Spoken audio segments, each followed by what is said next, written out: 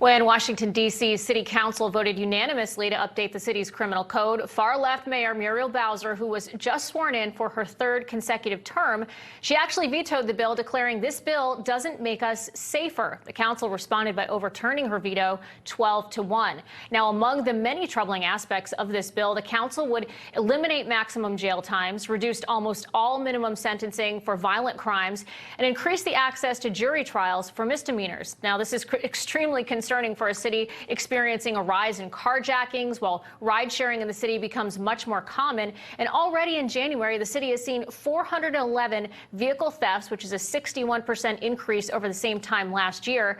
If left in place, this code will be updated in October of 2025. But first, it has to get the support of Congress. And that is how a congressman from Georgia may factor in on the safety and well-being of all district residents. Congressman Andrew Clyde plans to issue a bill that will stop the council from lessening criminal sentencing guidelines before it goes into effect.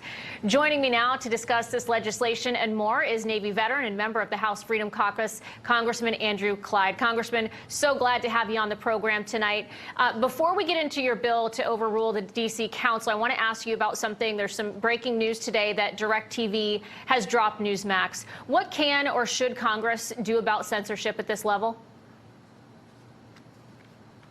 Well, Jen, it's good to be with you tonight. I think that was a big mistake by AT&T and DirecTV.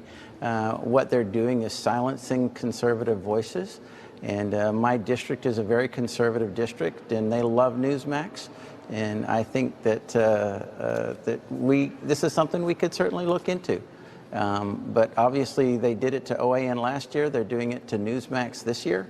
And that's a really big problem because the news media should not be silencing conservative voices. And that's exactly what they're doing. I think maybe folks should reach out and talk to DirecTV directly. And maybe even consider, removing their subscription or doing something like that, because it's completely unacceptable that they would remove an exceptionally high-rated conservative voice. Well, Congressman, we certainly do appreciate that. And now I want to talk about what's going on in our nation's capital right now. You spend a lot of time here. I live in the district. Crime is just rampant in the city right now. Our D.C. studios are not too far from Capitol Hill. I'm sure we see a lot of the same things often. Tell us why a congressman from Georgia is so invested in what's going on in our nation's capital right now with the crime that we're seeing. Well, Jen, I think it's because our nation's capital belongs to our nation. You know, this city, our capital city, is for every state of the union, for every person in the union. You know, when they come here to see their representatives, I want them to come to a city that is safe. And this bill, what the Washington, D.C. Council just passed and overrode Mayor Bowser's veto, this bill does not make them safer. In fact, I loved your tease when you, in your previous segment, you're saying that we're trying to save the city from itself. And I think you're exactly correct in that statement. This is unacceptable because crime has been on the rise. Carjackings have been up, robberies have been up, home invasions have been up. That is not a safe city. So, you know, we in Congress have the responsibility for all legislative acts according to the Constitution. And so we need to step in where the city has gone off the rails. And I think they've gone off the rails. So we will be introducing legislation. And Senator Haggerty from Tennessee will be introducing legislation on the Senate side. And I believe that any member, Republican or Democrat, because this is not a partisan issue, this should be a bipartisan issue. Any member that doesn't vote for this, I think, can be considered soft on crime, because that's exactly what D.C. is doing. They're passing a law to make it easier for criminals or to make it soft on crime.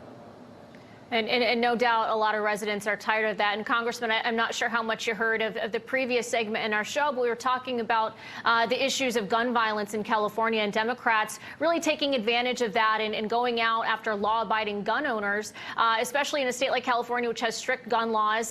Washington, D.C. also has very strict gun laws. I know that's something that you are also passionate about in giving, residents the ability to carry. Could you tell us a little bit about that? Oh, absolutely. I mean, it is a proven fact that where the citizens are armed, that they are more safe, and that criminals fear the common citizen who is armed.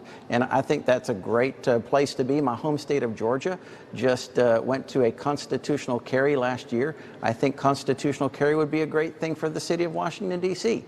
But what are they? They are a city that has draconian gun control laws, and they are denying their citizens the Second Amendment that the Constitution guarantees to every citizen in the United States. And so that's going to be up for as a prime target for Washington, D.C.